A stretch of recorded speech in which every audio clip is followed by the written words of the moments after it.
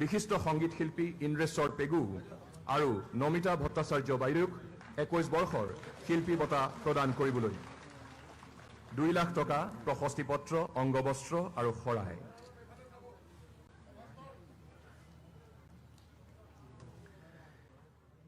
এয়া ইন্দ্ৰেশ্বৰ পেগু ডাঙৰীয়াক 2021 বৰ্ষৰ শিল্পী বঁটা প্ৰদান কৰা হৈছে।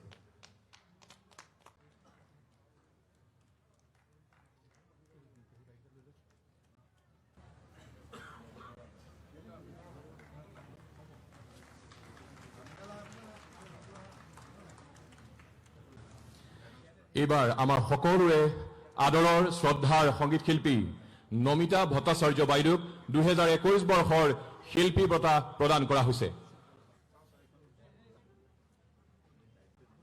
অসমৰ মাননীয় মুখ্যমন্ত্ৰী মহোদয়ে 2021 বৰ্ষৰ শিল্পী বঁটা প্ৰদান কৰিছে আমাৰ সকলোৰে শ্ৰদ্ধাৰ সংগীত শিল্পী নমিতা ভট্টাচাৰ্য বাইদেউ।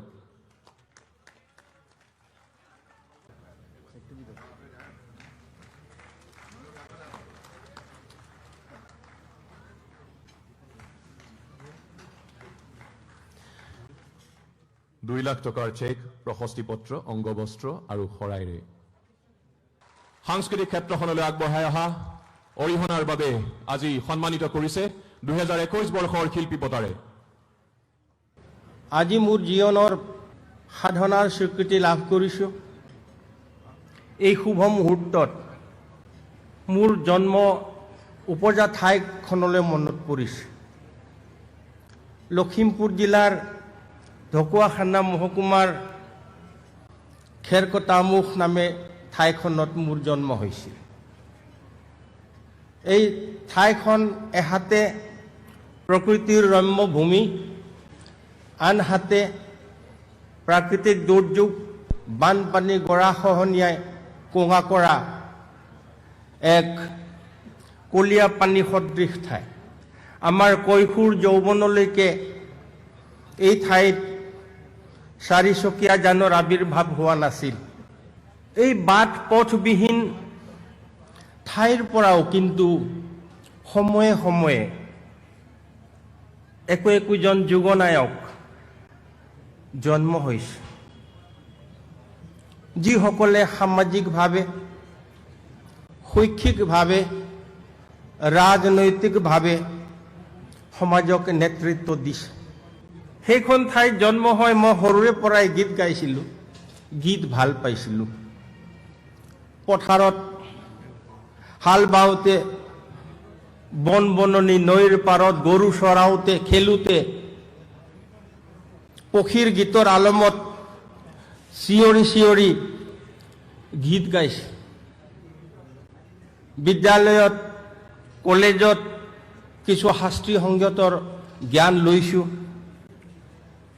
মোৰ সংগীত জীৱনত জ্যোতিপ্ৰসাদ আগৰৱালা, বিষ্ণুপ্ৰসাদ ৰাভা, ডক্টৰ ভূপেন হাজৰিকাৰ সান্নিধ্য পাইছোঁ। মই সংগীতৰ কোনো পণ্ডিত বা উস্তাদ নহয়, মই অতি সাধাৰণ এজন শিল্পী আৰু সংগীতৰ পূজাৰীহে। এই নিমাখিতজনক অসম চৰকাৰে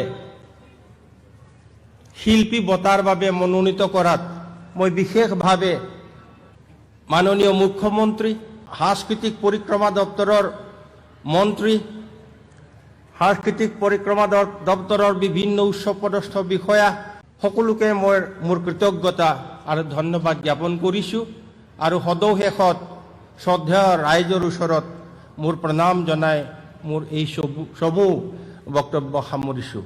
নমস্কাৰ। নমস্কাৰ। আজি 17 জানুৱাৰী শিল্পী দিৱস। আমি সকলোৱে জানো জ্যোতিপ্ৰসাদ আগৰৱালাদেৱৰ আজি মৃত্যু দিৱস। এই সুন্দৰ পৰিৱেশত অসম চৰকাৰে আজিৰ এই দিনটোত প্ৰতি বছৰে শিল্পী বঁটা আগবঢ়াই শিল্পীসকলক অনুপ্ৰাণিত কৰি অহা দেখা পাইছোঁ। অসম চৰকাৰক মই এই সুযোগতে শলাগিছোঁ।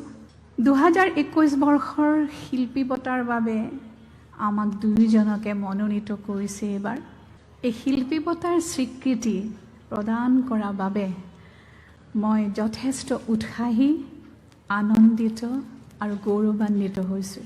অসমৰ মুখ্যমন্ত্ৰী ডাঙৰীয়া শ্ৰদ্ধাৰ সৰ্বানন্দ সোণোৱাল দেৱৰ পৰা এই বঁটা গ্ৰহণ কৰি মই কৃতাৰ্থ হৈছোঁ।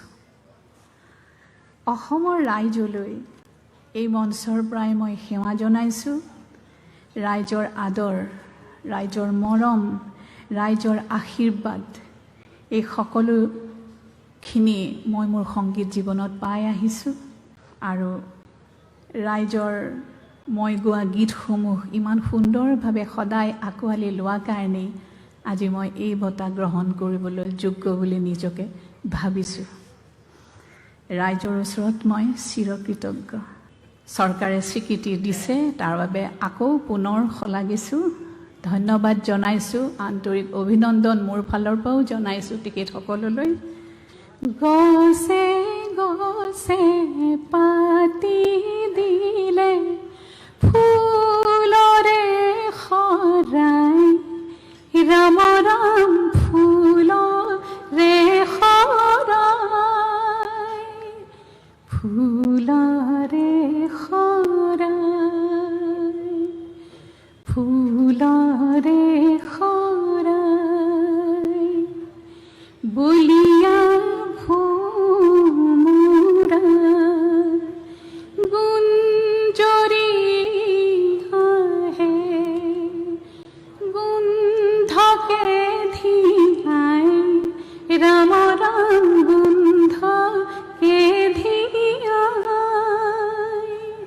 গোন্ধকে ধিয়াই, কোনে গোলাপী সখী এনে হাঁহি দিলে ৰূপতে ৰাঙে চৰাই, উৰণি তলতে পৰিমলৰেনো উৰুৱাই পৱনে দিলে বিলাই, উৰণি তলতে পৰিমলৰেনো উৰুৱাই পৱনে দিলে বিলাই, গছে গছে পাতি দিলে ফুলৰে শৰাই, ৰাম ৰাম ফুলৰে শৰাই, ফুলৰে শৰাই, ফুলৰে শৰাই, ফুলৰে শৰাই। জয় জয়তী। আজি শুভ মুহূৰ্তত উপস্থিত থকা আপোনালোক সকলোৰে প্ৰতি 2021 বৰ্ষৰ উপলক্ষে, ইংৰাজী নৱবৰ্ষৰ উপলক্ষে আন্তৰিক শুভেচ্ছা জ্ঞাপন কৰিছোঁ আৰু অসমীয়া ভোগালী বিহুৰ ওলগ যাচিছোঁ। ৰূপকৰ জ্যোতিপ্ৰসাদ আগৰৱালাদেৱৰ বিষয়ে আমি সকলোৱে জানো। অসমীয়া ৰাইজৰ হৃদয়ত আছে ৰূপকৰ জ্যোতিপ্ৰসাদ আগৰৱালা। এইগৰাকী মহান শিল্পীয়ে জয়মতী ছবি নিৰ্মাণ কৰি এটা আধুনিক যুগৰ সূচনা কৰিছিল সাংস্কৃতিক জগতত, আৰু সেইগৰাকী মহান শিল্পীৰ কৰ্মসাধনাই আজি অসমীয়া জাতিক বৰাক ব্ৰহ্মপুত্ৰ পাহাৰ ভৈয়ামত অনুপ্ৰাণিত কৰি একবিংশ শতিকাত শৃংখলাবদ্ধভাৱে নিজক প্ৰস্তুত কৰি বিশ্বজয় কৰাৰ দিশত অগ্ৰসৰ হ'বলৈ সাহস যোগান ধৰিছে।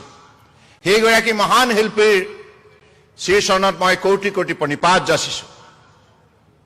আজি আমি অসমখন আধুনিক যুগত এই বিজ্ঞানৰ প্ৰযুক্তিবিদ্যাৰ পৃথিৱীত, প্ৰতিযোগিতাৰ পৃথিৱীত যোগ্যতাৰে আজি ইয়াৰ মান সন্মান ৰক্ষা কৰি উন্নতিৰ দুৱাৰদলিত পদাৰ্পণ কৰাব লগা হ'লে আমি সকলোৱে ৰূপকৰ জ্যোতিপ্ৰসাদ আগৰৱালাদেৱৰ আদৰ্শৰে আমি অগ্ৰসৰ হ'ব লাগিব। তেখেতে মহান মানৱীয় বাণীৰে আজি তেখেতৰ যি অমৰ সৃষ্টি, এই সৃষ্টিত মানৱতা প্ৰকাশ পাইছে, আন্তৰিকতা, শ্ৰদ্ধা, ভক্তি, মৰম, চেনেহ, মানৱীয় প্ৰমূল্যবোধ বিৰাজমান তেখেতৰ এই মহান আদৰ্শত। গতিকে সেইখিনি আমি সকলোৱে গভীৰ উপলব্ধি কৰি যদি আমি সকলোৱে সৰুগত কৰি ইয়াক গ্ৰহণ কৰি আমাৰ জীৱন যাত্ৰাত আমি যদি নিষ্ঠাৰে কৰ্মজীৱনত ইয়াক পালন কৰি চলোঁ, সমাজখন সদায় ভাৰতবৰ্ষৰ বুকুত, বিশ্বৰ বুকুত এইখন বৃহত্তৰ অসমীয়া সমাজ সৰ্বাংগ সুন্দৰ সমাজ হিচাপে ই সুকীয়া পৰিচয় বুটলিবলৈ সক্ষম হ'ব। আজি মই বিশেষকৈ আইডি সন্দিকৈ যিগৰাকী মহান অভিনেত্ৰী, যিগৰাকীৰ অভিনয়ে কেৱল অসমতে নহয় ভাৰতবৰ্ষৰ বিভিন্ন পৰিচালকসকলৰ দৃষ্টি আকৰ্ষণ কৰিবলৈ সক্ষম হৈছিল। গতিকে সেইগৰাকী মহান অভিনেত্ৰী মই আজি গভীৰ শ্ৰদ্ধাঞ্জলি জ্ঞাপন কৰিছোঁ। এই গোলাঘাট অসমৰ বুকুত অন্যতম গুৰুত্বপূৰ্ণ অঞ্চল হিচাপে খ্যাত। এই গোলাঘাটে বহু সুসন্তান অসমীয়া জাতীয় জীৱনলৈ উপহাৰ দিছে। গতিকে সেই সকল মহান শিল্পীক মই আন্তৰিকতাৰে শ্ৰদ্ধা জনাইছোঁ। সকলোৰে নাম উল্লেখ কৰাটো সম্ভৱ নহ'ব। শিৱপ্ৰসাদ ঠাকুৰ, মনীন বৰুৱা, তপোবত বৰুৱা, মৃদুলা বৰুৱা, এনেধৰণে বহু, মঞ্জুলা বৰুৱা, বহু শিল্পী আছে যিসকলে আজি বোলছবি জগতৰ লগতে অসমৰ সাংস্কৃতিক জগতখনক চহকী কৰাৰ ক্ষেত্ৰত উল্লেখযোগ্য বৰঙণি আগবঢ়াইছে। এই গোলাঘাট জিলাই অসমৰ সংগ্ৰামী সত্তাও ই প্ৰদান কৰিছে। অসমৰ খেতিয়কসকলে এই গোলাঘাট জিলাতেই বিশেষভাৱে কৰ্ম সংস্কৃতিৰ দ্বাৰা নিজক স্বাৱলম্বী কৰাৰ দিশত উল্লেখযোগ্য সফলতা কঢ়িয়াই অনাৰ ক্ষেত্ৰতো গোলাঘাটে অসমৰ বুকুত বিশেষ স্থান দখল কৰিবলৈ সক্ষম হৈছে। গতিকে মই গোলাঘাট জিলাৰ প্ৰতিগৰাকী খেতিয়কলৈ মোৰ আন্তৰিক কৃতজ্ঞতা জ্ঞাপন কৰিছোঁ। ক্ষুদ্ৰ চাহ খেতিয়কৰ আন্দোলন ইয়াৰ পৰাই আৰম্ভ হৈছিল। সেউজ বিপ্লৱ অৰ্থাৎ আজি ক্ষুদ্ৰ চাহ খেতিয়কসকলে সমগ্ৰ অসমতে এই চাহ খেতি কৰি আজি অসমৰ সেউজীয়া বাতাবৰণটো জীয়াই ৰখাৰ ক্ষেত্ৰত উল্লেখযোগ্য অৱদান আগবঢ়াইছে। আগৰ খেতিৰ যোগেদিও গোলাঘাট জিলাৰ খেতিয়কসকলে সমগ্ৰ ভাৰতবৰ্ষৰ নহয় বিশ্বৰ দৃষ্টি আকৰ্ষণ কৰিবলৈ সক্ষম হৈছে। গতিকে গ্ৰাম্য অৰ্থনীতি টনকিয়াল কৰাৰ ক্ষেত্ৰত, উঠি অহা যুৱক যুৱতীক উপাৰ্জনৰ ক্ষেত্ৰত স্বাৱলম্বী কৰাৰ ক্ষেত্ৰত গোলাঘাট জিলাই অগ্ৰণী ভূমিকা পালন কৰি আহিছে। গতিকে সেইবাবে আজি শিল্পী দিৱস ইয়াত উদযাপন হোৱাটো মই ভাবোঁ আমাৰ সকলোৰে বাবে উৎসাহৰ বতৰা। কাৰণ ৰূপকোঁৱৰ জ্যোতিপ্ৰসাদ আগৰৱালাদেৱো গণশিল্পী আছিল। তেখেতেও আমাৰ কৃষক ৰাইজৰ মনৰ আশা আকাংক্ষা, জীৱনৰ সপোন সম্পূৰ্ণৰূপে প্ৰতিফলন ঘটাবৰ বাবে তেখেতৰ অমৰ সৃষ্টিৰ যোগেদি সেইবিলাক কামত বিশেষভাৱে আত্মনিয়োগ কৰিছিল। গতিকে মই ভাবোঁ যে আজি এই সুভাষখনত সমবেত সমূহ ৰাইজে এটি কথা মনত ৰাখিব লাগিব যে আমি যেতিয়ালৈকে আমাৰ মাজত আন্তৰিকতা, সদ্ভাৱনা, ভাতৃত্ববোধ জীয়াই ৰাখিব পাৰোঁ তেতিয়ালৈকে আমি শক্তিশালী। কাৰণ গুৰুজনাৰ আমাক সমন্বয়ৰ যোগেদি শক্তিশালী হোৱাৰ কথা কৈ গৈছে আৰু সমান্তৰালভাৱে ৰূপকোঁৱৰ জ্যোতিপ্ৰসাদ আগৰৱালাও অমৰ সৃষ্টিৰ সেই কথাবিলাক প্ৰকাশ পাইছে। গতিকে মই বিশ্বাস ৰাখিছোঁ আজিৰ তাৰিখত আমাৰ যিটো অসমৰ সেউজীয়া বাতাবৰণ, যিটো জৈৱ বৈচিত্ৰ্যৰ যিটো শক্তি, এই গোটেই কথাখিনি আমি প্ৰতিগৰাকী অসমত বসবাস কৰা অসমীয়া সন্তানে উপলব্ধি কৰিব লাগিব। কাৰণ খন্তেক আগতে নমিতা ভট্টাচাৰ্য ডাঙৰীয়াই তেখেতৰ গীতেৰে যিখিনি কথা উল্লেখ কৰিলে, গছে গছে পাতি দিলে ফুলৰে শৰাই কি ৰামই ৰাম। গতিকে ইমান সুন্দৰ গীত, প্ৰকৃতিক ভাল পোৱাৰ বাবে আজি ৰূপকোঁৱৰ জ্যোতিপ্ৰসাদ আগৰৱালাৰ তেনেধৰণৰ অমৰ সৃষ্টি সম্ভৱ হৈছিল। গতিকে আমিও প্ৰকৃতি প্ৰেমী হোৱা উচিত। কাৰণ এই সুন্দৰ পৃথিৱীখন আমাক যিখন ভগৱানে উপহাৰ দিছে অসম ৰাজ্যত, সেইখন পৃথিৱীক যদি আমি সুন্দৰভাৱে সংৰক্ষণ কৰিব নোৱাৰোঁ, ইয়াৰ প্ৰাকৃতিক বাতাবৰণটো, ইয়াৰ বিশুদ্ধ বায়ু, ইয়াৰ জলবায়ু সংৰক্ষণ কৰাৰ ক্ষেত্ৰত যদি আমি দায়িত্ব পালন নকৰোঁ, আমি নিশ্চিতভাৱে সময়ৰ বুকুত বিপদত পৰিব লাগিব। গতিকে এই কথাবিলাক আমাৰ যিমান মহান মনীষী আছে, মই দেখিছোঁ প্ৰত্যেকেই প্ৰকৃতি প্ৰেমী হিচাপে সকলো মুহূৰ্ততে এই চেতনাটো মানৱ সমাজক বিভিন্ন সময়ত প্ৰদান কৰি গৈছে। গতিকে আজিৰ তাৰিখত মোৰ ভাল লাগিছে অসম চৰকাৰৰ তৰফৰ পৰা আমি প্ৰদূষণমুক্ত অসম নিৰ্মাণ কৰাৰ বাবে যি আহ্বান জনাইছিলে অসমৰ ৰাইজক। কাৰণ কিছু বছৰ আগলৈকে অসমৰ বুকুত এনেধৰণৰ এটা মানুহৰ মাজত স্বভাৱ গঢ় লৈ উঠিছিল যে সকলোৱে গছ কটাৰ প্ৰৱণতা বৃদ্ধি কৰিছিল, গছ ৰোৱাৰ প্ৰৱণতা বৃদ্ধি কৰা নাছিল। আমি সকলোৱে শংকিত হৈছিলোঁ যদি এই অৱস্থা যদি চলি থাকিব লগা হয়, এইখন অসম মৰুভূমিলৈ পৰিণত হ'ব। যাই কি নহওক, শেহতীয়াকৈ হ'লেও অসমৰ বৰাক ব্ৰহ্মপুত্ৰ পাহাৰ ভৈয়ামৰ ৰাইজে এই কথাখিনি উপলব্ধি কৰিলে যে আমি প্ৰকৃতি সংৰক্ষণ কৰিব লাগিব। আমাৰ নদ নদী খাল বিল পাহাৰ ভৈয়াম জান জুৰি আমাৰ জৈৱ বৈচিত্ৰ্যৰ শক্তি আমি সংৰক্ষণ কৰিব লাগিব। গছ থাকিলেহে মানুহ থাকিব। তাহানিৰ পৰা আজুককাৰ সাধুৰ যোগেদি এই কথাষাৰ প্ৰকাশ পাই আহিছে। গুৰুজনাও কৈছে এক বৃষ দশ পুত্ৰ সম।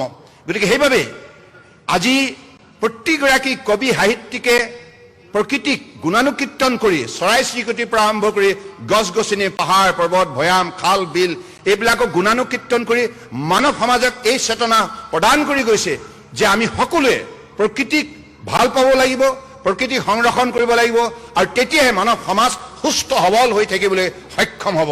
গতিকে সেইবাবে মই অত্যন্ত আনন্দিত যে আমাৰ কাৰ্যকালত 8,50,00,000 গছ বিভিন্ন প্ৰজাতিৰ অসমৰ বুকুত আমি ৰুবলৈ সক্ষম হলো, ফল ফুল ঔষধি। কাৰণ আমাৰ উঠি অহা সাহিত্যিক হওক, লেখক লেখিকা হওক, কবি হওক, আমাৰ শিল্পী হওক, সকলোৱে আমাৰ যিখন অসম এইখন অসম সুন্দৰভাৱে তেখেতসকলে গুণানুকীৰ্তন কৰি বিশ্বৰ বুকুত ইয়াৰ সৌন্দৰ্যৰ সুবাস প্ৰদান কৰিব লাগিব। আমি যে ইমান সুন্দৰ এখন ৰাজ্যত বসবাস কৰোঁ, যিখন ৰাজ্যৰ অপৰূপ দৃশ্য, যিখন ৰাজ্যৰ উন্নত মানৱ সমাজ, বাৰেৰখনীয়া কৃষ্টি সংস্কৃতি হাৰুৱা পথাৰ, এই কথাবিলাক আমি নিশ্চিতভাৱে বিশ্বৰ মানৱ সমাজক উমান দিব লাগিব। তেতিয়াহে আমাৰ এইখন অসম ৰাজ্যৰ সৌন্দৰ্য সকলোৱে সঠিকভাৱে উমান পাব, আৰু আমিও ভৱিষ্যত প্ৰজন্মক এইখন সমাজত সুস্থ সবল একোগৰাকী আদৰ্শ নাগৰিক হিচাপে গঢ় দিয়াৰ ক্ষেত্ৰত আমি উল্লেখযোগ্য পদক্ষেপ ল'ব পাৰিম। গতিকে মই আশা ৰাখিছোঁ এই শিল্পী দিৱসতে আমি সংকল্প ল'ব লাগিব। কাৰণ আমাৰ মহান শিল্পী ৰূপকোঁৱৰ জ্যোতিপ্ৰসাদ আগৰৱালাদেৱে সকলো সময়তে সংস্কাৰ আনিবৰ কাৰণে, দুষ্কৃতি আঁতৰ কৰি সংস্কৃতি প্ৰতিষ্ঠা কৰিবৰ কাৰণে প্ৰয়াস কৰিছিল, আৰু সমাজৰ পৰা অন্ধবিশ্বাস আঁতৰ কৰিবৰ কাৰণে প্ৰয়াস কৰিছিল। গতিকে তাহানিৰ কালত তেখেতে ছবি নিৰ্মাণ কৰোঁতে বিভিন্ন ঠাইলৈ যাওঁতে যিমানবিলাক প্ৰত্যাহ্বানৰ সন্মুখীন হৈছিল, এই সকলোবিলাক প্ৰত্যাহ্বানৰ প্ৰত্যুত্তৰ দিবৰ বাবে তেখেতে বিভিন্ন সময়ত বিভিন্ন ধৰণে যিবিলাক পদক্ষেপ গ্ৰহণ কৰিব লগা হৈছিল, সেই অভিজ্ঞতাৰ ওপৰত ভিত্তি কৰিয়েই আমাক তেখেতে এই কথা কৈ গৈছে যে আমি এখন এনেধৰণৰ সুন্দৰ সমাজ নিৰ্মাণ কৰিব লাগিব য'ত কেৱল সংস্কৃতি থাকিব, শিষ্টাচাৰ থাকিব, আৰু য'ত থাকিব সহনশীলতা, সহিষ্ণুতা, সংযমী আৰু আন্তৰিকতা, মানৱতা। গতিকে সেইখন সমাজ নিৰ্মাণ কৰাৰ বাবে আমিও প্ৰয়াস কৰিছোঁ। চৰকাৰত থাকিও আমি দুৰ্নীতিমুক্ত অসম নিৰ্মাণ কৰি সেইখন সমাজ প্ৰাণৱন্ত কৰি তোলাৰ বাবে প্ৰয়াস কৰিছোঁ। আজি অসমৰ শাসন ব্যৱস্থা যদি কেনেবাকৈ দুৰ্নীতি আৰু ভ্ৰষ্টাচাৰে গ্ৰাস কৰে, তেতিয়াহ'লে এইখন সমাজক শাসন ব্যৱস্থাই কোনো ধৰণৰ বৰঙণি আগবঢ়াব নোৱাৰে, শাসন ব্যৱস্থাই কেতিয়াও মূল্যবোধ প্ৰতিষ্ঠা কৰিব নোৱাৰে। গতিকে সেইবাবে 2016 চনৰ পৰাই দুৰ্নীতিমুক্ত অসম গঢ় দিয়াৰ নিমিত্তে আমি সংকল্প গ্ৰহণ কৰিলোঁ, অসমৰ জনগণক আহ্বান জনালোঁ, আপোনালোকে আমাক এই ক্ষেত্ৰত সহায় কৰক। আজি এই মুহূৰ্তত মই সৌগৌৰৱেৰে এই কথা ক'ব পাৰোঁ, অসমৰ বৰাক ব্ৰহ্মপুত্ৰ পাহাৰ ভৈয়ামৰ সকলো জাতি জনগোষ্ঠী ভাষা ভাষী ধৰ্মাৱলম্বীৰ সহযোগিতাৰ ভিত্তিত আজি অসম চৰকাৰে দুৰ্নীতিৰ বিৰুদ্ধে যি অভিযান চলাইছিল, এই অভিযানত আমি উল্লেখযোগ্য সফলতা অৰ্জন কৰিবলৈ সক্ষম হৈছোঁ। ইয়াৰ ফলত আজি নিযুক্তিৰ ক্ষেত্ৰতো দুখীয়া পৰিয়ালৰ পুত্ৰ কন্যাই মেধাভিত্তিত কাকোৱে খাতিৰ নকৰাকৈ, কোনো ধৰণৰ কাৰোৰে ওচৰত গৈ উপঢৌকন নিদিয়াকৈ তেখেতসকলে যোগ্যতাৰ ভিত্তিত আজি নিযুক্তি লাভ কৰিবলৈ সক্ষম হৈছে। এই হৈছে সংস্কাৰ, যি সংস্কাৰ ৰূপকোঁৱৰ জ্যোতিপ্ৰসাদ আগৰৱালাদেৱে আন্তৰিকতাৰে বিচাৰিছিল। সেই সংস্কাৰ আৰু শক্তিশালী কৰাৰ যাত্ৰাত এইখন চৰকাৰে দৃঢ়তাৰে আগুৱাই যাব, এই কথা নিশ্চিত। কাৰণ এই শিল্পী দিৱসতে আমি সকলোৱে সুন্দৰৰ পূজাৰী হৈ, সুন্দৰ মনৰ অধিকাৰী হৈ সংস্কাৰ সম্ভৱ কৰাৰ বাবে আমি সকলোৱে এই জাতিটোক উল্লেখযোগ্য বৰঙণি আগবঢ়াব লাগিব। গতিকে সেইখিনি সম্ভৱ মই বিশ্বাস ৰাখিছোঁ যে আজি বিশেষকৈ দুগৰাকী মহান শিল্পীক আজি এই বঁটা প্ৰদান কৰা হৈছে। পৰম শ্ৰদ্ধাৰ পেগু ডাঙৰীয়া আৰু নমিতা ভট্টাচাৰ্য ডাঙৰীয়া, দুয়োগৰাকী শিল্পীয়ে অসমীয়া জাতীয় জীৱনলৈ উল্লেখযোগ্য বৰঙণি আগবঢ়াইছে। তেখেতসকলৰ গীতেৰে, তেখেতসকলৰ বিভিন্ন সৃষ্টিৰ দ্বাৰা আজি উঠি অহা প্ৰজন্মক উদ্বুদ্ধ কৰি তুলিছে। গতিকে এগৰাকী শিল্পী হৈছে ঈশ্বৰৰ বাণী কঢ়িওৱা দূত মই তেনেধৰণে সদায় উপলব্ধি কৰোঁ কাৰণ শিল্পী হ'ব লগা হ'লে সাত্বিক মনৰ অধিকাৰী হ'ব লাগিব সুন্দৰ পূজাৰী হ'ব লাগিব আৰু এটা পৰিষ্কাৰ মনৰ অধিকাৰী হ'ব লাগিব তেতিয়াই শিল্পী হ'ব পাৰে কাৰণ শিল্পীসকলক জনসাধাৰণে নিস্বাৰ্থভাৱে ভাল পায় এইভাবে ভাল পায় যে শিল্পীসকলে যিবিলাক গীত গায় এই গীতৰ দ্বাৰা মানুহৰ মনৰ মলিনতা আঁতৰ কৰি তাত সংস্কাৰ সম্ভৱ কৰি তোলে গতিকে সেইভাবে এনেধৰণৰ মহান শিল্পীয়ে আজি অসমৰ জাতীয় জীৱনলৈ যিখিনি বৰঙণি আগবঢ়াইছে ইয়াৰ ফলত উঠি অহা প্ৰজন্মই নিজক একোজন শৃংখলাবদ্ধ সৎ নিষ্ঠাবান দেশৰ নাগৰিক হিচাপে গঢ় দিয়াৰ ক্ষেত্ৰত অনুপ্ৰাণিত হৈছে গতিকে শিল্পীৰ অবিহনে এখন সমাজ মানসিকভাৱে স্বাস্থ্যৱান হ'ব নোৱাৰে শিল্পীয়ে সুন্দৰ মন গঢ় দিয়ে গতিকে ৰূপকোঁৱৰ জ্যোতিপ্ৰসাদ আগৰৱালাই সেইখন সমাজ নিৰ্মাণ কৰাৰ বাবে প্ৰয়াস কৰিছিল যিখন সমাজ আজি তাৰিখত নিৰ্মাণ সম্পূৰ্ণ কৰাৰ বাবে নমিতা ভট্টাচাৰ্য ডাঙৰীয়া আৰু ইন্দ্ৰেশ্বৰ পেগু ডাঙৰীয়াৰ দৰে লোকে উল্লেখযোগ্য দিনী নিশাই কষ্ট স্বীকাৰ কৰি সাধনাত মগ্ন হৈ তেখেতসকলে বিভিন্ন ধৰণে অৱদান আগবঢ়াই আজি উঠি অহাৰ প্ৰজন্মক কেনেধৰণে নিজৰ মন তৈয়াৰ কৰিব লাগে এগৰাকী শিল্পী হৈ এগৰাকী নাগৰিক হৈ এই কথাৰ তেখেতসকলে জ্বলন্ত উদাহৰণ দাঙি ধৰিছে গতিকে মই তেখেতসকলক আন্তৰিকতাৰ কৃতজ্ঞতা জ্ঞাপন কৰিছোঁ আৰু সদৌ শেষত আজি গোলাঘাট জিলাৰ ৰাইজে পুৱা 11 বজাৰ পৰাই এই মহাস্থানলৈ আহি ৰূপকোঁৱৰ জ্যোতিপ্ৰসাদ আগৰৱালাদেৱৰ প্ৰতি শ্ৰদ্ধাঞ্জলি জনায় আৰু আইডিঅ' সন্দিগৈৰ প্ৰতি শ্ৰদ্ধাঞ্জলি জনায় যিখিনি মহান মানৱীয় পদক্ষেপ গ্ৰহণ কৰিলে গোলাঘাট জিলাৰ সকলো প্ৰান্তৰ পৰা অহা পৰম শ্ৰদ্ধা ৰাইজলৈ মই আন্তৰিক কৃতজ্ঞতা জ্ঞাপন কৰিছোঁ আপোনালোকে এইখন জিলাক অসমৰ অন্যতম উল্লেখযোগ্য জিলা হিচাপে আগন্তুক দিনত গঢ় দিব লাগিব আৰু এইখন জিলাই অসমখনক আত্মনিৰ্ভৰশীল হোৱাৰ ক্ষেত্ৰত উল্লেখযোগ্য অৱদান আগবঢ়াব লাগিব কাৰণ ডেকা শক্তি ওলাই আহিব লাগিব মাননীয় প্ৰধানমন্ত্ৰী ডাঙৰীয়াই আত্মনিৰ্ভৰ ভাৰত অভিযানত অংশগ্ৰহণ কৰাৰ বাবে আমাক আহ্বান জনাইছে আৰু সেই অভিযানত অংশগ্ৰহণ কৰিব লগা হ'লে সুখ্যাতিৰে অসমখন আত্মনিৰ্ভৰশীল হ'ব লাগিব তেখেতে এটি কথা কৈছে নিজৰ আত্মসন্মান ৰক্ষা কৰিবৰ বাবে আত্মনিৰ্ভৰশীল হ'বৰ বাবে প্ৰতিগৰাকী ব্যক্তিয়ে প্ৰয়াস কৰিব লাগে গতিকে সেই দৃষ্টিভংগীৰে আমি অগ্ৰসৰ হ'বৰ কাৰণে প্ৰয়াস কৰিছোঁ আমাৰ কাৰ্যকালত মই ভাল পাইছোঁ আমাৰ খেতিয়কসকলৰ কঠোৰ পৰিশ্ৰমৰ বাবে আৰু বহু উন্নত আমাৰ উচ্চ শিক্ষিত যুৱক যুৱতীয়ে কৃষি খণ্ডত আত্মনিয়োগ কৰাৰ বাবে আমাৰ অতুল বৰা ডাঙৰীয়া আছে কৃষি মন্ত্ৰী তেখেতৰ কাৰ্যকালতেই তেখেতৰ এই মন্ত্ৰিত্বৰ কাৰ্যকালতেই মই দেখিছোঁ আমাৰ কৃষি সামগ্ৰী উৎপাদনৰ মাত্ৰা বৃদ্ধি পাইছে উল্লেখযোগ্যভাৱে বৃদ্ধি পাইছে মৎস্য উৎপাদন বৃদ্ধি পাইছে আৰু এনেধৰণে আমি আমাৰ যিখন বজাৰ এইখন বজাৰ আমি উৎপাদনৰ যোগেদি আত্মনিৰ্ভৰশীল কৰি তোলাৰ বাবে প্ৰয়াস কৰিব লাগিব মোৰ দৃঢ় বিশ্বাস যে আগন্তুক দিনত এই কথাবিলাক ডেকা শক্তি উপলব্ধি কৰিব পাৰিব কাৰণ খেতিয়কৰ স্বাভিমান খেতিয়কৰ মান সন্মান স্বাভিমান ৰক্ষা কৰিব লগা হ'লে প্ৰতিটো কৃষক পৰিয়ালক আৰ্থিকভাৱে সবল কৰি তুলিব লাগিব আৰু এই কৃষি খণ্ডৰ যোগেদিহে আমি অসমক আত্মনিৰ্ভৰশীল কৰাৰ যাত্ৰাত দৃঢ়তাৰে আগবাঢ়ি যাব লাগিব এইখিনি কথাকে কৈ মই পুনৰবাৰ সমবেত সমূহ ৰাইজলৈ শ্ৰদ্ধা আৰু কৃতজ্ঞতা জনাই পৰম শ্ৰদ্ধা ৰাইজ আপোনালোকৰ ধৈৰ্য শক্তি মানিব লাগিব সন্মুখত বহি থকাসকলে পুৱা 11 বজাৰ পৰাই বহি আছে নাই নবদলে গতিকে আপোনালোকক মই ইয়াৰ পৰাই বিশেষভাৱে ধন্যবাদ জনাইছোঁ এইটো সাধাৰণ ধৈৰ্য শক্তি নহয় কাৰণ আপোনালোকৰ বহু সতীৰ্থই ইতিমধ্যে যথেষ্ট তেখেতসকলৰ কাম কাজ আছে তেখেতসকলে বহুখিনি কষ্ট স্বীকাৰ কৰিলে সৰুপথাৰ খুমটাই